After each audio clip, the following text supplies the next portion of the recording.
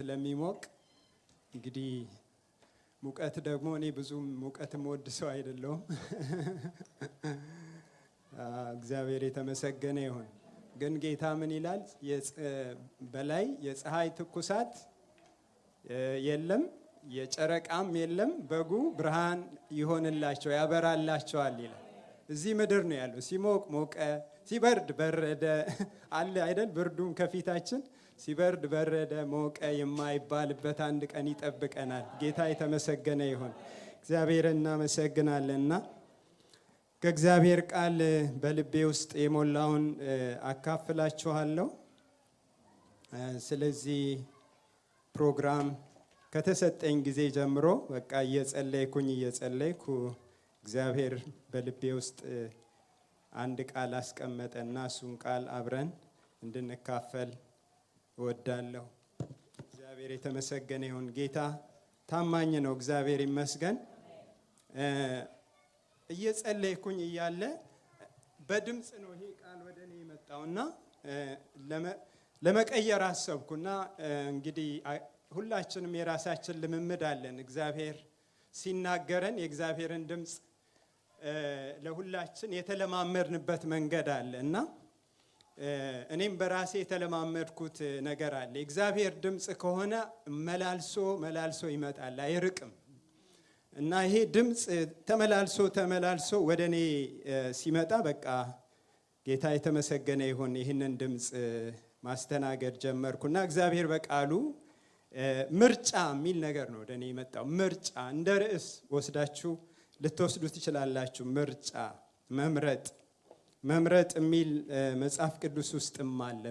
ምርጫ በህይወታችን ሁልጊዜ ስንኖር ምርጫ ያጋጥመናል። የቱን እንምረጥ?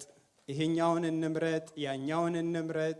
ዴይሊ ላይፋችን ውስጥ ምርጫ ይገጥመናል። የምንመርጠው ነገር ይገጥመናል። ወደድንም ጠላንም እየመረጠን ነው የምንኖረው ማለት ነው። ስንኖር እየመረጠን ነው። ምናልባት ምርጫ ስላችሁ እንዴ እኛ ኦልሬዲ እኮ ጌታን መርጠን እየተከተልነው ነው፣ የምን ምርጫ? ሌላ ምርጫ የለም ልትሉ ትችሉ ይሆናል። ግን እንደ ክርስቲያኖችም ብንሆን ምርጫ ይቀርብልናል። ሁልጊዜ ምርጫ ይቀርብልናል። ወደዚህ ቤት ስንመጣ፣ ወደ ቸርች ስንመጣ፣ ወደ ህብረት ስንመጣ መርጠን ነው የመጣ ነው። ጌታ የተመሰገነ ይሁን። መርጠን ነው። ለምን? እዚህ ጋር እግዚአብሔር ስላለ። ክብር ለእግዚአብሔር ይሁን። እዚህ ጋር እግዚአብሔር ስላለ እግዚአብሔርን ብለን እግዚአብሔርን መርጠን ነው የመጣ ነው እና ጌታ ኢየሱስ ክርስቶስ ስለ ማርያም ሲናገር ማርያም መልካሙን እድል መርጣለች፣ ከእርሷም አይወሰድባትም አለ። በማርያምና በማርታ መካከል ሁለቱም አንድ አይነት ሁኔታ ነበረ። ኢየሱስ ክርስቶስ ወደ ሁለቱም ቤት ነው የገባው። ለሁለቱም ኢየሱስ ክርስቶስ ወዳጅ ነው። ለማርያምም ለማርታም ወዳጅ ነው ኢየሱስ ክርስቶስ። ማርታም በፊቷ መልካም የመሰለውን ነገር እያደረገች ነው፣ ለጌታ የሚሆነውን ነገር እያደረገች ነው። ማርያም ደግሞ ቁጭ ብላ እየሰማች ነው። ማርያም መርጣለች፣ በቃ ቁጭ ብሎ መስማት እና ጌታ ምን አለ? የማርያምን ሲናገር መልካሙን እድል መርጣለች። ይሄ ብቻ ሳይሆን የመረጠችው ደግሞ ከእሷ የማይወሰድ ነው። ክብር ለእግዚአብሔር ይሁን። የሚወሰድ አለ ማለት ነው። የሚወሰድ ምርጫ አለ ማለት ነው እና የማይወሰድ መልካም ነገር መርጣለች ብሎ ጌታ ሲመሰክርላት እናያለን። እና ሁልጊዜ በህይወታችን ውስጥ ምርጫ አለ። ሁልጊዜ ምርጫ አለ። አንዳንድ ጊዜ እግዚአብሔር እንድንጸልይ ሲፈልግ እኛ ደግሞ ደስ የሚለንን የምንመርጥበትም ጊዜ አለ። እግዚአብሔር እንድንበረከክ ሲፈልግ ስጋችን ደግሞ ሌላ የሚለን ጊዜ አለ እና የቱን ነው የምንመርጠው? መጽሐፍ ቅዱስም ይነግረናል። በመንፈስና በስጋ መንፈስ ወደ ራሱ ያደረገናል፣ ስጋ ወደ ራሱ። በዚህ መካከል ስንሆን የምትወዱትን ማድረግ አትችሉም ይላል። ስለዚህ ሁል ጊዜ እኔ እና እናንተ የጌታን ነገር ስንመርጥ ግን ኃይል ይለቀቃል። ክብር ለእግዚአብሔር ይሁን። የሚረዳ ማለት ነው፣ የሚያግዝ ኃይል፣ ጸጋ እግዚአብሔር ሪሊዝ ያደርግልናል የጌታን ነገር ስንመርጥ። ስለዚህ እግዚአብሔር ደግሞ ሰውን አያስገድድም። እንደ ጌታችን ኢየሱስ ክርስቶስ ብዙ ተከታይ ያለው የለም። ግን ኢየሱስ ክርስቶስ አስገድዶ አይደለም።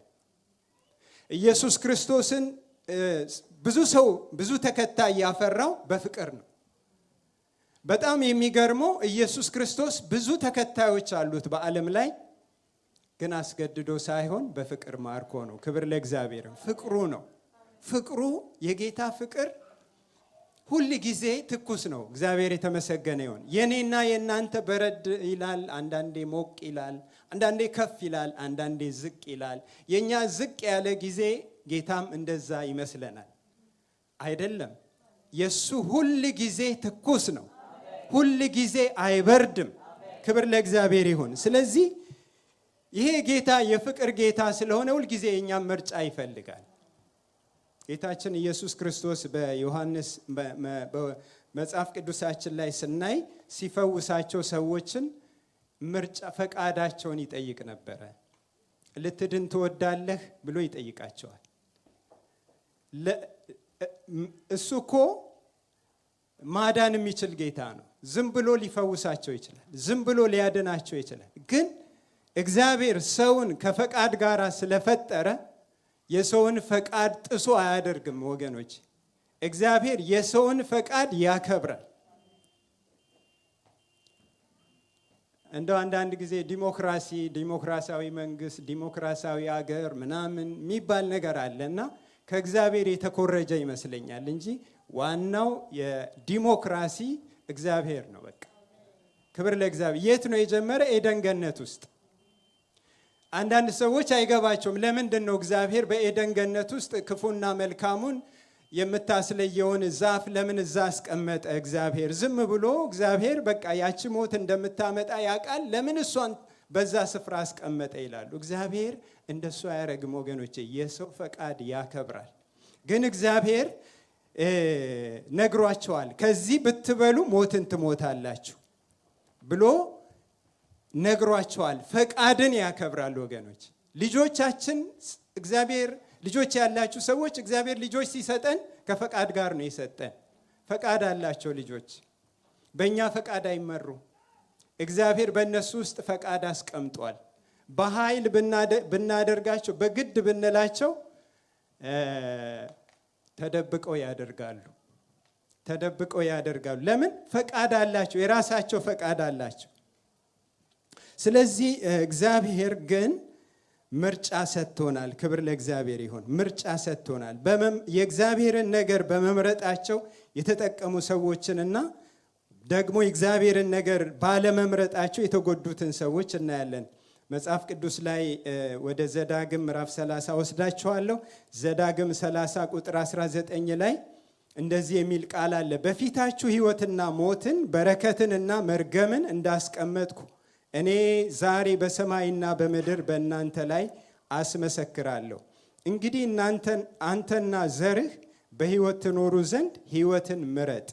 እግዚአብሔር ለአባቶቻችሁ ለአብርሃም፣ ለይስሐቅ፣ ለያዕቆብ እንዲሰጣቸው በማለላቸው በምድሪቱ ትቀመጥ ዘንድ እርሱ ሕይወትህ የዘመንህም ርዝመት ነውና አምላክህ እግዚአብሔር ትወድድ ዘንድ ትጠብቀውም ዘንድ ቃሉን ትሰማ ዘንድ ምረጥ ይላቸዋል።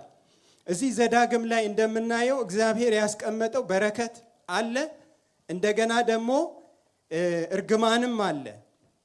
እርግማኑ እግዚአብሔር አለመታዘዝ ነው። በረከቱ ደግሞ እግዚአብሔር መስማትና መታዘዝ ነው እግዚአብሔር ያስቀመጠው። እዚህ ጋር ደግሞ እግዚአብሔር በሙሴ በኩል ሙሴ አሁን ወደ መጨረሻው እየተቃረበ ያለበት ጊዜ ነው እና ዘዳግም ወደ መጨረሻው ከዚህ በኋላ የኢያሱ ዘመን ነው የሚቀጥለው እና እዚህ ጋር ግን ምን ይላቸዋል? በፊታችሁ ሕይወትና ሞትን በረከትንና መርገምን አስቀመጥኩ። እኔ ዛሬ ሰማይና ምድርን በእናንተ ላይ አስመሰክራለሁ። እንግዲህ አንተና ዘርህ በሕይወት ትኖሩ ዘንድ ሕይወትን ምረጥ ይላል።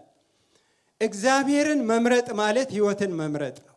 እግዚአብሔር የሚለውን መምረጥ ማለት ሕይወትን መምረጥ ነው። ሌላ ምርጫ ስላለ አይደለም። ሌላ የሚተካከል ምርጫ የለም። ሌላው ሞት ነው ወገኖቼ። ሌላው መልካም ቢመስልም ሞት አለበት። በሰው ፊት መልካም የምትመስል መንገድ አለች፣ ፍጻሜዋ ግን ሞት ነው ይላል እግዚአብሔር ቃልና ሌላው ከእግዚአብሔር መለየትን የሚያመጣ ስለሆነ በህይወትና በሞት መካከል ያለውን ምርጫ ምረጡ ይላቸዋል። ለምንድነው እግዚአብሔር ይህንን አስቀድሞ ሊያስጠነቅቃቸው ይፈልጋል? ምክንያቱም ልባቸው ቶሎ ብሎ ከእግዚአብሔር ሲለይ፣ ቶሎ ብሎ ሌላ ነገር ሲያስብ፣ ሌላ ነገር ሲመርጡ፣ ሌላ ነገር ውስጥ ገብቶ ደግሞ ሌላ መከራ ሲመጣባቸው ብዙ ጊዜ እናያለን። እና ከዚህ የተነሳ እግዚአብሔር አስቀድሞ ያስጠነቅቃቸዋል። ህይወትን ብትመርጥ ይሄ እንዲህ ይሆንልሃል። እግዚአብሔር ለአባቶቻችሁ ለአብርሃም፣ ለይስሐቅ፣ ለያዕቆብ እንዲሰጣቸው በማለላቸው ምድሪቱ ትቀመጥ ዘንድ እርሱ ህይወትህ የዘመንህም ርዝመት ነውና አምላክህ እግዚአብሔርን ትወደው ዘንድ ትጠብቀውም ቃሉንም ትሰማ ዘንድ ምረጥ። ውደድ፣ አምላክህን ውደደው፣ ቃሉን ጠብቅ፣ እሱም ምርጫ አድርግ። አንድ ነገር ልናውቅ የሚገባን 3 ጠላቶች አሉ። ሰይጣን፣ ዓለም፣ ስጋ። ሰይጣን አንዴ ሲገሰጽ ድራሹ ነው የሚጠፋው። እኔ በእውነት እንግዲህ የድሮ ክርስቲያን ነኝ እና ድሮ ያየሁት ነገር ምንድን ነው መሰላችሁ? በጉባኤ ውስጥ ሳይገሰጽ ሰይጣን ሲወድቅ አይቻለሁ። ሳይገሰጽ ውጣ አትውጣ ሳይባል የእግዚአብሔር መገኘት ባለበት ጉባኤ ሰይጣን ሊሆን አይችልም። ክብር ለእግዚአብሔር ይሁን። በዚህ ስፍራ ማን አለ? እግዚአብሔር አለ። በዚህ ስፍራ ሰይጣን ሊቆም አይችልም። እኔና እናንተ በምንሄድበት ስፍራ ሁሉ እግዚአብሔር ከኛ ጋር አለ። እኛ ባለንበት ጠላት ሊቆም ሊሰለጥን አይችልም። ክብር ለእግዚአብሔር ይሁን። ይህንን በጣም አምናለሁ ወገኖች። እኛ ባለንበት ሰይጣን እዛ ሊቆም አይችልም። ለምን? ከኛ ማንነት የተነሳ ሳይሆን እኔና እናንተ የማን ቤተ መቅደስ ነን? የእግዚአብሔር ቤተ መቅደስ ነን። በልባችን ውስጥ ማን አለ? ጌታ አለ። እኛ የፈለገ ነገር ይሁን፣ ደካማ እንሁን፣ ብርቱ እንሁን፣ እሱ አይደለም። እግዚአብሔር በልባችን ውስጥ አለ። ክብር ለእግዚአብሔር ይሁን። መንፈሱ በልባችን ውስጥ አለ። ጌታ የተመሰገነ ይሁን። ከዛ የተነሳ ጠላት እዛ ሊቆም አይችልም። ግን ምርጫ ያቀርቡልናል። ሰይጣንም ምርጫ ያቀርባል፣ ዓለምም ምርጫ ታቀርባለች፣ ስጋችንም ምርጫ ያቀርባል። የሚመጣው ምርጫ ጌታን በማሳዘንና አለማሳዘን ሊሆን ይችላል። ይሄም ባረግ እግዚአብሔርን የሚያሳዝነው፣ ይህንን ደግሞ ባላደርግ እግዚአብሔር ደስ የሚሰኝበትን። ስለዚህ እኔና እናንተ ከእግዚአብሔር ጋር ያለንን ወዳጅነት እያጠነከርን ልንሄድ ይገባናል ወገኖች። እግዚአብሔር ደስ የሚሰኝበትን ነገር ለእስራኤል ልጆች የሚነግራቸው ከእግዚአብሔር ጋር እግዚአብሔር ደስ የሚሰኝበትን ነገር እንዲመርጡ። እግዚአብሔርን የሚወዱት ለምንድን ነው? ለራሳቸው ሲሉ እግዚአብሔርን መውደድ አለባቸው። ለራሳቸው ሲሉ እግዚአብሔርን መስማትና መታዘዝ አለባቸው። ጌታ ኢየሱስ ክርስቶስ አንድ ጊዜ ስጋዬን ያልበላ ደሜን ያልጠጣ እያለ በሚናገርበት ሰዓት ብዙ ደቀ መዛሙርት እንኳን እሱ ሲከተሉ ከነበሩ ወደ ኋላ ተመለሱ ይላል። ከዛ በኋላ ጌታ ምን አለ? አሁንም ምርጫ ነው። በግድ አላላቸው።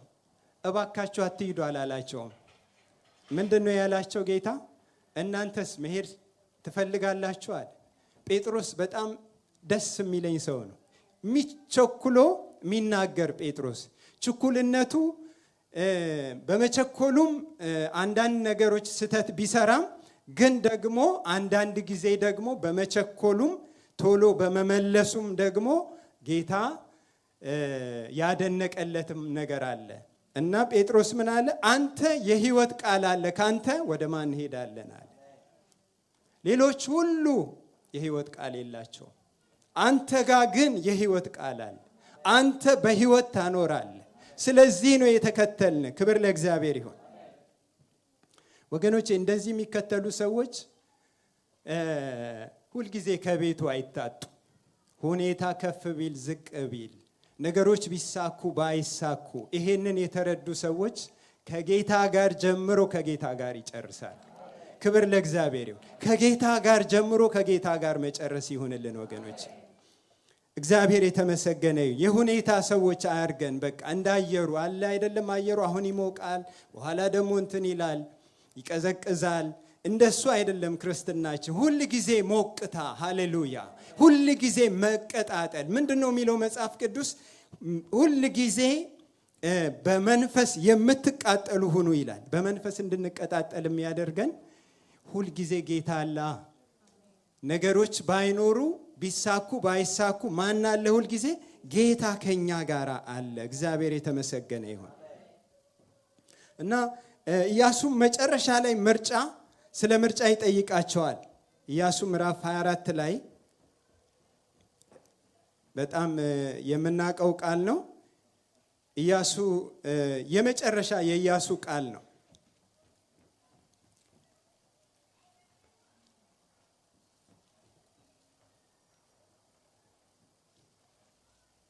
እግዚአብሔር የተመሰገነ ይሁን። ሃሌሉያ፣ ስሙ ይባረክ። ክብር ለኢየሱስ ይሁን።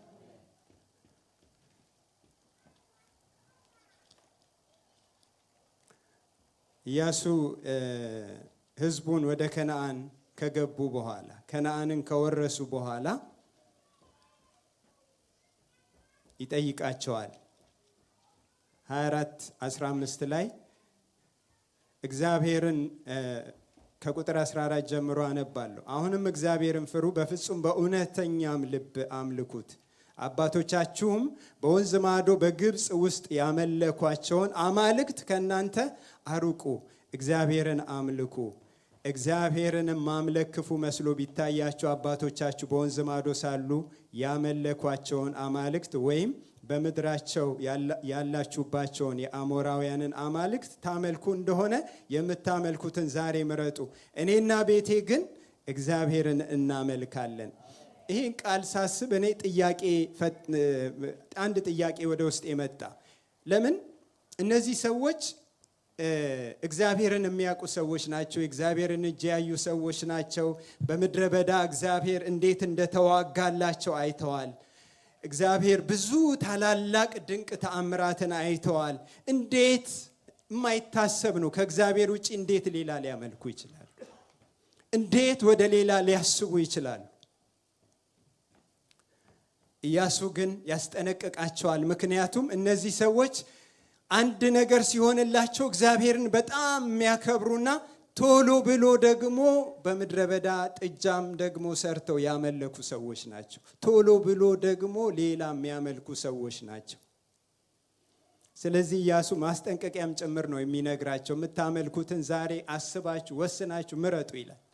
በዚህ ዘመን ምንድን ነው ጣዖት ብዬ አሰብኩኝ። እኔ ምንድን ነው ጣዖት አለ በዚህ ዘመን? በምድራችን ሳይ እኔ ምድራችን ራሱ እኮ በጣዖት የተሞላ ነው አይደል እንዴ? ምድራችን በጣዖት የተሞላ ነው። በድፍረት እናገራለሁ። ምክንያቱም ለምን እንደሆነ ታውቃላችሁ? ቀኖቹ ሁሉ ስም አላቸው። 30 ቀን ስም አለው። 30 ቀን ይመለካል። በሚያመልኩ ሰዎች ዘንድ ይመለካል። ጣዖት ነው። ብዙ ጣዖት አለ። ብዙ ጣዖት አለ። እግዚአብሔር የሚያስቆጣው ጣዖት ነው። እግዚአብሔር ጣዖትን አይወድም። በሕዝቅኤል ዘመን ደግሞ ሲናገር እግዚአብሔር ጣዖታቸው በልባቸው ውስጥ ነው አለ። እነዚህ ሰዎች በእነሱ አልጠየቅም። ጣዖታቸው የት ነው? ልባቸው ውስጥ ነው አለ። አንዳንዴ ልብም ካልተፈተሸ በልብ ውስጥ ጣዖት ሊኖር ይችላል። ከእግዚአብሔር የበለጠ የሚወደድ ነገር ካለ፣ ከእግዚአብሔር የበለጠ የሚከበር ነገር ካለ እሱ ጣዖት ሊሆን ይችላል። የእግዚአብሔርን ጊዜ የሚሻማ ነገር ካለ እሱ ጣዖት ሊሆን ይችላል። እግዚአብሔር በሚፈልገን ስፍራ እንዳንሆን የሚያደርገን ከዛም ያጎለን ነገር ካለ ጣዖት ሊሆን ይችላል። እና በዚህ ራሴ ስፈትሽ ራሴም ውስጥ አግኝቻለሁ። ጣዖት የሚሆን ምንድን ነው? ምናልባት ጊዜያችንን የሚወስድብን ወገኖቼ፣ ምናልባት የምንወደው መልካም መስሎ ቀስ እያለ በእኛ ውስጥ የሚቀመጥ ነገር ምንድን ነው? ልጆቻችን ከሆኑ ልጆች ጣዖት ሊሆኑ ይችላሉ ወገኖቼ። ስለዚህ እግዚአብሔር ጣዖት አይፈልግም እና የመጀመሪያ እግዚአብሔር ነው። ስለዚህ ኢያሱ የወሰነ ሰው ነው። እኔና ቤቴ እግዚአብሔርን እናመልካለን። ይሄ ጥቅስ ድሮ በየቤት ውስጥ ይታይ ነበረ እና ይሄ ጥቅስ ቤታቸው ውስጥ ሰዎች ያስቀምጣሉ። እኔና ቤቴ ግን እግዚአብሔርን እናመልካለን። ትልቅ ውሳኔ ነው።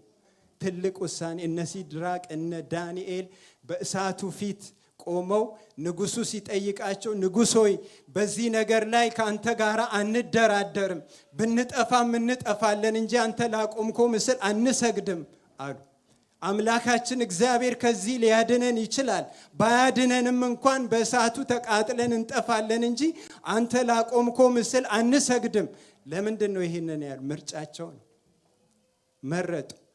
የሚሆነውን አያውቁም። እኛ አሁን ስለሰማን እናውቃለን እንጂ የሚሆነውን አያውቁም። በፊታቸው እሳቱን እንደውም ከምን ጊዜውም ይልቅ እጥፍ አነደደው ይላል።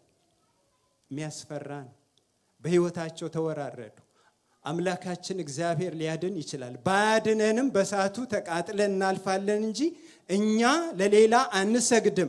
ምክንያቱም ስግደት አምልኮ ስለሆነ ለሌላ አንሰግድም፣ ለሌላ አንንበረከክም፣ አምላካችንን እናመልካለናል።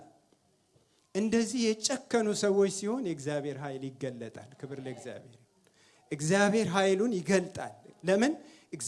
እግዚአብሔርነቱ እንዲታወቅ ስለሚወድ፣ እግዚአብሔር ታላቅነቱ እንዲወጣ እንዲገለጥ ስለሚፈልግ ከዛ የተነሳ በኋላ ወደ እሳት ውስጥ ሲገቡ ኢየሱስ ክርስቶስ አብሯቸው ገባ። ክብር ለእግዚአብሔር ይሁን። እሳት ውስጥ የወሰኑ ሰዎች፣ የጨከኑ ሰዎች ስለነበሩ ጌታ ከነሱ ጋር ገባ። ከዛ በኋላ የሆነውን ታሪኩን ታውቃላችሁ። እነሱም በእሳት ውስጥ የጣሉ ወላፈኑ በላቸው ይላል። በእነሱ ላይ ግን ኃይል አልነበረውም። እግዚአብሔርም በሚያመልክ ሕዝብ ላይ ሰይጣን ኃይል የለውም። እግዚአብሔርም በሚያመልክ ሕዝብ ላይ ሌላ ነገር ኃይል የለውም። ወገኖቼ በዘመናችን ይሄ ዘመን የሚያስፈራ ነገር ነው። በዚህ ዘመን ብዙ የሚነገር ነገር አለ። ጦርነት አለ፣ ወጀብ አለ። ዓለም በዚህ ወጀብ ተመታለች። እኔና እናንተ ላይ ግን ስልጣን የለውም። ለምን? እኛ የጌታ ስለሆን አይደል? እኛ የጌታ ስለሆን የምንጠፋ አይደለንም። ከሚጠፋ ዘር ስላይደለን፣ ዓለምን የሚያጠፋ እኛን ስለማያጠፋ፣ ክብር ለእግዚአብሔር ይሁን። ጌታን ስለምናመልክ የመረጥነው የሚያዋጣን እንደሆነ ስለምናቅ፣ የመረጥነው እስከ መጨረሻ የሚያዋጣንን ምርጫ ስለመረጥን፣ ከኛ የማይወሰደውን ምርጫ ስለመረጥን። ግን ሰይጣን ሁልጊዜ ይሞክራል፣ የእግዚአብሔርን ሰዎች ይሞክራል ሁልጊዜ ይህን ምርጫ ለማስጣል፣ ይህንን ምርጫ ለማስጣል በተለያየ መንገድ ይሞክራል። እና ኢያሱ መጨረሻ ላይ ምረጡ ብሎ አላቸው። እኔና ቤቴ ግን እግዚአብሔርን እናመልካለን። ክብር ለእግዚአብሔር ይሁን። እግዚአብሔር በቤታችን ይመለካል፣ በጓዳችን ይመለካል። እዚህም ስንመጣ እናመልከዋለን። ከሰኞ እስከ ሰኞ እናመልከዋለን። መንገድ ላይ የሄድን እናመልከዋለን። ጌታን ማምለክ ማለት በልባችን ወድሰዋለን፣ ባርከዋል፣ እናመሰግነዋለን፣ ከፍ በል እንለዋለን፣ አንተ ንገስ እንለዋለን። በሄድንበት ስፍራ ሁሉ ወገኖቼ በማምለክ እንድንታወቅ እንወዳለን። ክብር ለእግዚአብሔር ይሁን። በማምለክ አብርሃም በዚህ ይታወቅ ነበር። አብርሃም የሚታወቀው አንድ መታወቂያው ምንድነው? እግዚአብሔርን በማምለክ ወገኖቼ፣ እግዚአብሔርን በማምለክ መታወቅ እንዴት ደስ ይላል ወገኖቼ። የሰማይና የምድር ጌታ የሆነውን እውነተኛ አምላክ የሆነውን ፈጣሪ የሆነውን በሁሉ ላይ ስልጣን ያለውን ዘላለማዊ የሆነውን የከበረውን ጌታ ማምለክ እንዴት መታደል ነው። ሃሌሉያ ሃሌሉያ። እሱን ለማምለክ መመረጥ፣ እሱን ለማገልገል መመረጥ፣ በፊቱ ለማጠን መመረጥ፣ ለሱ ለመቆም መመረጥ ወገኖቼ እንደ ቀላል አንየው ወገኖቼ። ይሄ የከበረ ነገር ነው። ክብር ለእግዚአብሔር ይሁን። ስለዚህ ኢያሱ ስለገባው እኔና ቤቴ እግዚአብሔርን እናመልካለን አለ። እግዚአብሔርን እናመልካለን። ሃሌሉያ። እስከ መጨረሻው ጌታን እናመልካለን አለ። እግዚአብሔር የተመሰገነ ይሁን።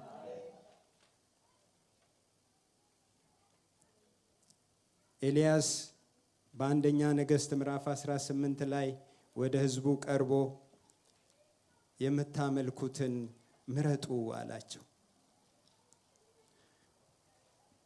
እነዚህ ሰዎች አምላክ እንዳለ ያውቃሉ፣ ግን ባኦልም አምላክ ሆኖባቸዋል። እግዚአብሔርም በአንድ በኩል ባኦል፣ በአንድ በኩል እግዚአብሔር። አንደኛ ነገሥት ምዕራፍ 18 ከቁጥር 21 ጀምሮ አነባለሁ። ኤልያስም ወደ ሕዝቡ ሁሉ ቀርቦ እስከ መቼ ድረስ በሁለት ሐሳብ ታነክሳላችሁ? እግዚአብሔር አምላክ ቢሆን እርሱን ተከተሉ፣ ባኦል ግን አምላክ ቢሆን እርሱን ተከተሉ አለ። ሕዝቡም አንዲት ቃል አልመለሱለትም ይላል። ለምን? በልባቸው አንድ ግማሽ ልባቸው ባኦል፣ ግማሽ ልባቸው እግዚአብሔር ስለነበረ ነው። አንድም ቃል አልመለሱም። ኤልያስም እንዲህ አላቸው። ኤልያስም ሕዝቡን አለ ከእግዚአብሔር ነቢያት እኔ ብቻ ቀርቻለሁ፣ የባኦል ነቢያት ግን 450 ሰዎች ናቸው። ክብር ለእግዚአብሔር ይሁን። በአንድ 400 የሚገጥም ኢየሱስ፣ በአንድ 400 የሚገጥም አንድ ነቢይ። በዛ ዘመን አንድ ነቢይ 400 ነቢያት ህዝቡን ኮንፊውዝድ የሚያደርጉ፣ ህዝቡን የሚያጭበረብሩ፣ ነገስታትን የሚያጭበረብሩ፣ ሰው እግዚአብሔርን እንዳያመልክ የሚያደርጉ ወገኖቼ፣ እኔና እናንተማ እጅግ ብዙ ነን። ክብር ለእግዚአብሔር ይሁን። ብዙ ጣዖት የበዛበት ምድር ላይ ብንኖርም እግዚአብሔር ኃይሉን በእኔና በእናንተ ይገልጣል። ሃሌሉያ። ብዙ ጣዖት የሚመለክበት ሰው፣ ብዙ ጣዖት ያለበት ምድር ላይ ብንኖርም እግዚአብሔር ግን በኤልያስ የኤልያስ አምላክ የኔና የእናንተም አምላክ ስለሆነ በእኔና በእናንተ ኃይሉን ይገልጣል። ሃሌሉያ። በቤተ ክርስቲያን ኃይሉን ይገልጣል እግዚአብሔር። ስለዚህ እግዚአብሔር ኤልያስ ምን አላቸው? ሁለት ወይፈኖች ይስጡን፣ እነርሱም አንድ ወይፈን ምረጡ፣ እየበለታችሁ ይቁረጡት፣ በእንጨት ላይ ያኑሩት፣ በበታችሁም እሳት እየጨመሩ እኔም ሁለተኛውን ወይፈን አዘጋጃለሁ፣ በእንጨቱም ላይ አኖረዋለሁ፣ በበታችሁም እሳት አልጨምርም። እናንተ አምላካችሁን ስም ጥሩ፣ እኔም የእግዚአብሔርን ስም እጠራለሁ። ሰምቶ በእሳት የሚመልስ አምላክ እርሱ አምላክ ይሁን። ሃሌሉያ። ፈተናው ምንድን ነው? እሳት ነው። እሳት የሚያወርደው አምላክ ይሁን። ክብር ለእግዚአብሔር ይሁን። እሳት የሚያወርደው እሱ አምላክ ይሁን። ከዛ በኋላ ያው ታሪኩን ታውቁታላችሁ። እነሱ ቀኑን ሙሉ ይላል እየጮሁ፣ ድምፅ የለም፣ የሚሰማ የለም፣ የሚመልስ የለም። የእግዚአብሔር ቃል በአንድ ስፍራ ላይ ምን ይላል? የአሕዛብ የጣዖታት ዓይን አላቸው አያዩም፣ ጆሮ አላቸው አይሰሙም፣ እጅ አላቸው አይሰሩም ይላል። የኛ አምላክ የሚሰማ የሚመልስ፣ ሃሌሉያ፣ የሚሰማ የሚመልስ። ወገኖች የሆነ ነገር እስኪሆን ድረስ አንጠብቅም። የእግዚአብሔር ቃል የሚነግረን እውነት ነው። የጸለያችሁትን እንደተቀበላችሁት ቁጠሩ። መቼ? አሁን በጸለይን ሰዓት ተሰምቷል። ዳንኤል እንደሱ አይደል ያለው? ዳንኤልን እኮ እንደሱ ነው ያለው። ዳንኤልን ጸሎት እግዚአብሔር ፊት በጸለይክ በዛች ቀን ትእዛዝ ወጥቷል፣ ጠላት አዘገየኝ። የተሰማው መቼ ነው? ያኔ ስትጸልይ። እግዚአብሔር የተመሰገነ ይሁን። ስለዚህ የሚሰማ እንደውም አፌዘባቸው ይላል። ቀለደባቸው፣ አፌዘባቸው። ምናልባት መንገድ ሄዶ ይሆናል፣ ስራ በስቶበት ይሆናል፣ አምላክ ስለሆነ ተኝቶ ይሆናል፣ ቀስቅሱት እያለ አፌዘባቸው ይላል። እግዚአብሔር የተመሰገነ ይሁን። በአምላኩ ልቡ የሞላ ኤልያስ፣ በእግዚአብሔር አጀንዳ ውስጥ የገባ ኤልያስ፣ እንደሚሰማ የሚያቅ ኤልያስ፣ እሳት እንደሚያወርድ እርግጠኛ የሆነ ኤልያስ እንደኛው ሰው ነበረ ይላል የእግዚአብሔር ቃል። ያ ማለት እንደኛው የሆነ የሚደክመው እኛ የሚሰማን ስሜት ሁሉ የሚሰማው ነገር ግን በእግዚአብሔር ተወራርዶ እሳትን ያወረደ ኤልያስ ከተሰማ እኛማ ይልቁኑ በጣም በምንሰማበት ዘመን አለን። ለምን? በአብ ቀኝ የተቀመጠው ኢየሱስ አለ። ሃሌሉያ። ስለኛ የሚማልድ ኢየሱስ አለ። ሃሌሉያ። ማንኛውም ነገር ብትጸልዩ፣ በእኔ ስም ብትጸልዩ እኔ አደርገዋለሁ ያለ ጌታ። በጣም የምንሰማ ሰዎች ነን ወገኖች፣ በጣም የምንሰማ ሰዎች። ስለዚህ ይህንን አውቆ ነው ጠላት እንዳንጸልይ የሚፈልገው። የምንሰማ ሰዎች ነን። ኤልያስ ይህንን ካደረገ በኋላ መስዋዕቱን ብዙ ጊዜ መስዋዕት መሰዊያ መሰራት አለበት። እሳት እንዲመጣ የእግዚአብሔር መሰዊያችንን በጓዳችን እንስራ። የዛሬ ሳምንትም ጌታ ሲናገረን ነበር። ሪቫይቫሉ ከኛ ይጀምር አይደል? ከእያንዳንዳችን ይጀምር። ሃሌሉያ። ከዛ እዚህ መተን ችቦን እናቀጣጥላለን። ክብር ለእግዚአብሔር ይሁን። ከዛ ከቤታችን ይጀምር። ሃሌሉያ። ኦሬዲ የጀመረባቸው ሰዎች አሉ። ሃሌሉያ። እኛም ደግሞ ሁላችን ይጀምርብን። ሃሌሉያ። እሳቱ በውስጣችን ይንደድ ወገኖች። ይሄ የመጨረሻ ዘመን በቃ የጌታ ነው። ዓለም በምጥ ውስጥ አለች። መጽሐፍ ቅዱስም ይነግረናል። ምጡ ኦሬዲ ጀምሯል አይደል? ምጡ ኦሬዲ ምጥ ከጀመረ ምጥ ለምን ቅርብ ነው? ለመውለድ። ልጅ ከተወለደ በኋላ ምን አለ? ደስታ አለ። ክብር ለእግዚአብሔር ይሁን። በጣም ህመም ያለበት ምጥ ነው፣ ግን ደግሞ ለደስታ የቀረበ ምጥ ነው። ሊወለድ ነው አንድ ነገር። ክብር ለእግዚአብሔር ይሁን። አንድ ነገር የሚወለድ አይመስላችሁም? አንድ ነገር ሊወለድ ነው። እግዚአብሔር ጌትነቱን ሊገልጥ ነው። ሃሌሉያ። እግዚአብሔር ብቻ አምላክ እንደሆነ ሊገልጥ ነው። የእግዚአብሔር አምላክነት፣ የእግዚአብሔር ጌትነት፣ የእግዚአብሔር አዳኝነት ሊገለጥ ነው ወገኖቼ። ጌታ ደጋግሞ በዚህ ስፍራም ተናግሮናል። ክብር ለእግዚአብሔር ይሁን። ስለዚህ ከዛ በኋላ መሰዊያውን ከሰራ በኋላ መስዋዕቱን ካቀረበ በኋላ እሳት ከሰማይ ወረደ። ያ የወረደው እሳት ሰዎችን ሁሉ እግዚአብሔር እርሱ አምላክ ነው። ክብር ለእግዚአብሔር ይሁን። ቁጥር 39 ላይ ሕዝቡም ሁሉ ያንን ባዩ ጊዜ በግንባራቸው ተደፍተው እግዚአብሔር እርሱ አምላክ ነው፣ እግዚአብሔር እርሱ አምላክ ነው አሉ። ሃሌሉያ። ክብር ለእግዚአብሔር ይሁን። ይህ እንዲሆን እንፈልጋለን ወገኖቼ። በሚያመልኩ ሰዎች እግዚአብሔር ይገለጣል። በሚያመልኩ ሰዎች፣ ምርጫቸው ባደረጉ ሰዎች፣ እግዚአብሔርን በመረጡ ሰዎች፣ ሁኔታውን በማያዩ ሰዎች፣ አምልኳቸው ለእግዚአብሔር በሆነ ሰዎች እግዚአብሔር ራሱን ይገልጣል። በኤልያስ እግዚአብሔር ራሱን ገለጠ። ክብር ለእግዚአብሔር ይሁን። እግዚአብሔር የተመሰገነ ይሁን። በሁለት ሐሳብ የሚወላውሉ ሰዎች መጽሐፍ ቅዱስ ያዕቆብ ምዕራፍ 1 ቁጥር 7 ጀምሮ ስታነቡ በሁለት ሐሳብ የሚወላውል በመንገዱ የሚወላውል ከእግዚአብሔር አንዳች ነገር አይቀበልም ይላል። ሁለት ሐሳብ ሲመጣ ወገኖች ጌታ ሆይ እርዳኝ እላለሁ። አንድ ነገር ላይ መወሰን አቅቶኝ ሁለት ሐሳብ ሲሆንብኝ ጌታ ሆይ እርዳኝ እባክህ አንድ ሐሳብ። ወገኖቼ የእግዚአብሔር ሰዎች በአንድ ሐሳብ የተሞሉ ናቸው። እሱም ጌታ ብቻ ነው። ሌላ ሐሳብ የላቸው። ሃሌሉያ። ሌላ ሐሳብ የለም ወገኖቼ። እግዚአብሔር ሐሳባችንን ይውረሰውና እግዚአብሔር የተመሰገነ ይሁን። መጽሐፈ ሩት ላይ የሩትን ታሪክ ሁላችንም እናውቃለንና ኦርፋንና ሩት ኑሃሜን ወደ ምድሯ እግዚአብሔር ምድሪቱን እንደጎበኘ እና ወደ ምድሪቱ ለመመለስ ባሰበች ጊዜ ሩትና ኦርፋን ተከተሏት። ከሷ ጋር ለመሄድ ተመለሱ አለች። እኔ ከዚህ በኋላ ምንም የለኝም። እውነት ነው። ባጠገባቸው የቆመች በእድሜ የገፋች ያረጀች ሴት ነች። ከዚህ በኋላ እኔ ምንም ነገር የለኝም፣ በወልድም እንኳን ልጅ ለእናንተ ባላደርስ አልችልም፣ ምንም ነገር የለኝም ነው የምትላቸው። የሩት ምርጫ ይገርመኛል። ሩት ለቤተ ክርስቲያን ትልቅ ምሳሌ የሆነች ነች። የሩት ምርጫ ምንም በሌለበት፣ ምንም በማይታይበት አይኗ በራ። የሩቁን አየች። አምላክሽ አምላኬ ይሆናል አለች። ያሁኑን አይደለም አለች። አሁን ሁኔታው እንደዚህ ነው። አሁን ምንም ነገር የለም፣ ግን እኔ አለች አምላክሽ አምላኬ ይሆናል አለች። ስለዚህ ቆረጠች፣ ተጠጋቻት ይላል።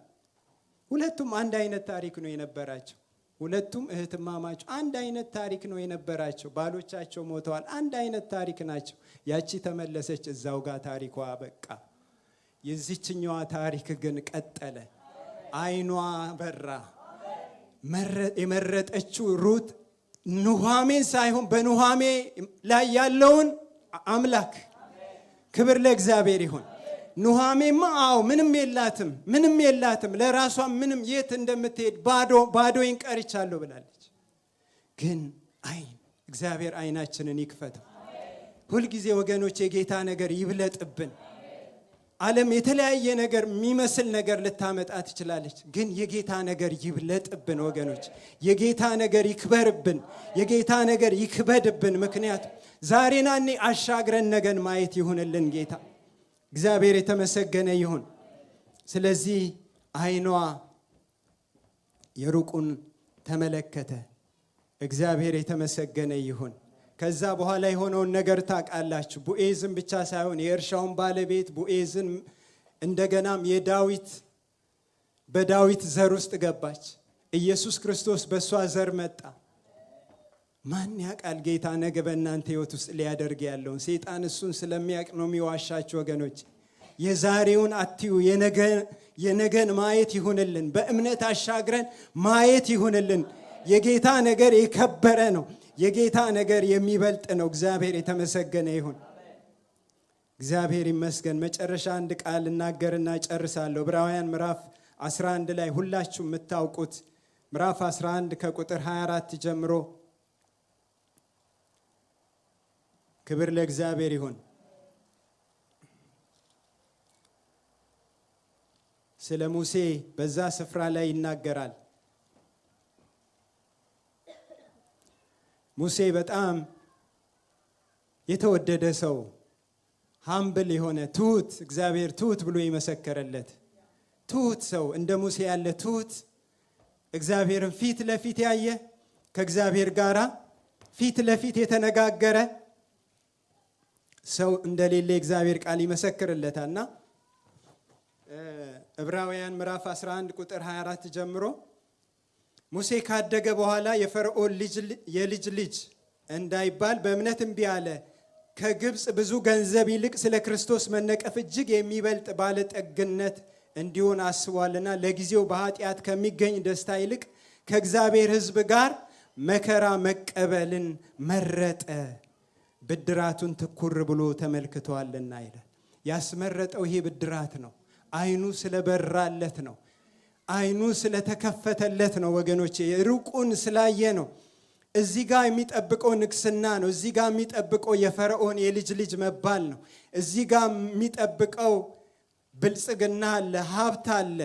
እዚህ ጋር የሚጠብቀው ሰውን ሁሉ ሊያጓጓ የሚችል ስልጣን አለ፣ ንብረት አለ። ሰው ሁሉ የሚጋደልለት ነገር አለ እዚህ ጋር። ግን ይሄንን አላየም። መከራ፣ እንዴት መከራ ይመረጣል? በጣም ከባድ ነገር ነው። መከራ መረጠ ይላል። አንድ ጊዜ አንድ ሰባኪ ሲናገር ሰምቻለሁ። ከኢዮብና ከሙሴ ለእኔ ሙሴ ይበልጣል አለ። ምክንያቱም ኢዮብ መከራ አልመረጠም፣ መከራ መጣበት። ምርጫ አልነበረም፣ መጣበት። ሙሴ ግን መከራ መረጠ፣ መርጦ መከራውን ተቀበለ አለ። እንግዲህ በሱ መረዳት መከራ የሚመረጥ ነገር አይደለም ወገኖች። ሙሴ መከራ መረጠ። የሙሴን ሕይወት ታሪክ ስንመለከት ብዙ መከራ ነበረ። በምድረ በዳ ላይ የሕዝቡ ሁኔታ አስቸጋሪ ነበረ፣ ያስቆጣው ነበረ። ብዙ መከራ አይቷል ሙሴ፣ ብዙ መከራ አስከፍሎታል። ግን ጌታችን ኢየሱስ ክርስቶስ በተራራ ላይ ሲገለጥ ከኢየሱስ ጋር ከተነጋገሩት መካከል ሙሴ ነበረ። ሃሌሉያ! የሙሴን መጨረሻ ስታነቡ ሙሴ ሞቶ ተቀበረ አይልም፣ እግዚአብሔር ወሰደው ይላል። ክብር ለእግዚአብሔር ይሁን። መጨረሻው ያማረ ነበረ። ለምን? እግዚአብሔር ብድራቱን ትኩር ብሎ ስላየ ስለመረጠ። ከእግዚአብሔር ዘንድ ዋጋ አለ። እግዚአብሔር የተመሰገነ ይሁን። እግዚአብሔር ዋጋ አለው። ክብር ለእግዚአብሔር ይሁን። የመጨረሻ ቃል ስለ ዳንኤል ብናገር ደስ ይለኛል። ዳንኤል መጽሐፍ ቅዱስ ላይ ትንቢተ ዳንኤል ምዕራፍ 1 ከቁጥር 8 ጀምሮ ቁጥር 8 ላይ ሄደን ስናነብ ከቁጥር 8 እስከ 21 እነ ዳንኤልና ከሱ ጋር የነበሩት ቃሉን ብናነበው መልካም ነው። ምዕራፍ 1 ቁጥር 8 ጀምሮ ዳንኤል በንጉሱ መብልና በሚጠጣው ጠጅ እንዳይረክስ በልቡ አሰበ። እንዳይረክስም የጃንደረቦቹን አለቃ ለመነ። እግዚአብሔር በጃንደረቦቹ አለቃ ፊት ለዳንኤል ሞገስና ምሕረትን ሰጠው።